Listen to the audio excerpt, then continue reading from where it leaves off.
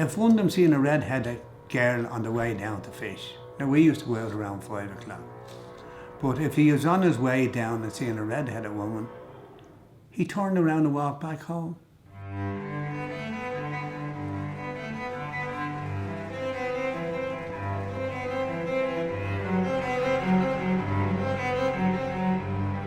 You see, the way my life is now, everything is full fucking speed. You understand? Yeah. Like, when I started fishing first, I had loads of time.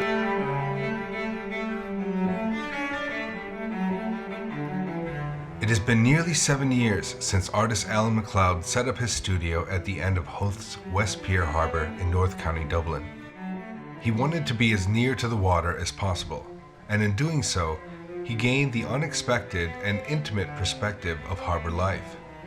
The trawlers, the leisure boats, the Coast Guard, and the crab boats. Of these, it was the small crab boats manned by local Howth fishermen that intrigued McLeod the most.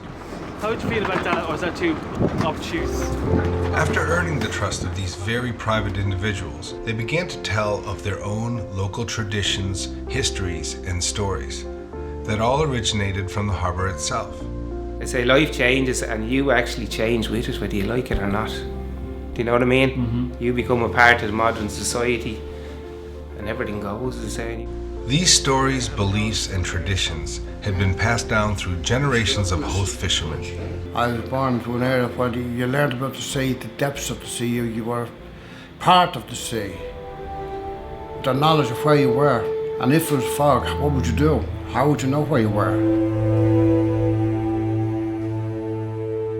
They had a sophisticated belief system at sea. These beliefs and traditions helped to keep them safe. These were the community-based beliefs and traditions that helped promote mindfulness at sea. They had to read the elements. They had to read the stars, the skies, the seas, and the rocks. A misread of these elements could result in disaster, such as losing a hand, losing a boat, or losing a life at sea. Over the course of 2014, McLeod persuaded these men to come into his studio so that he could record their stories on camera. Although at first they were reluctant, eventually their generous nature allowed him to record their private, personal stories. As we were going up, a red-headed woman was walking down the pier, and we didn't go to see it till the next day. A reoccurring theme in all the fishermen's stories was the notion of good luck, bad luck, and how integral the concept of luck was in their daily routines at sea. A red-headed woman as well. He met a red-headed woman coming down one morning.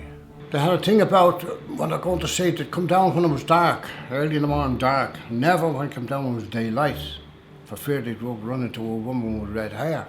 You know, when you whistle at sea, it's bad luck because it means you're calling on a gale of wind when you whistle, so don't whistle.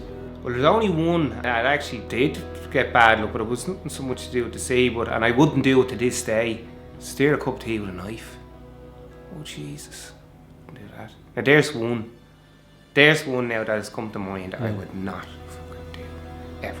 Although there is a proliferation of modern technology and science that assist the modern fishermen in reading the elements, the unorthodox historical superstitions continue to coexist with modern fishing. The sheer vulnerability of man at sea justifies the fishermen employing both systems for self-preservation. Aer Lingus connects the world to Ireland. Our hope is that the film will connect the viewer to Ireland's island life.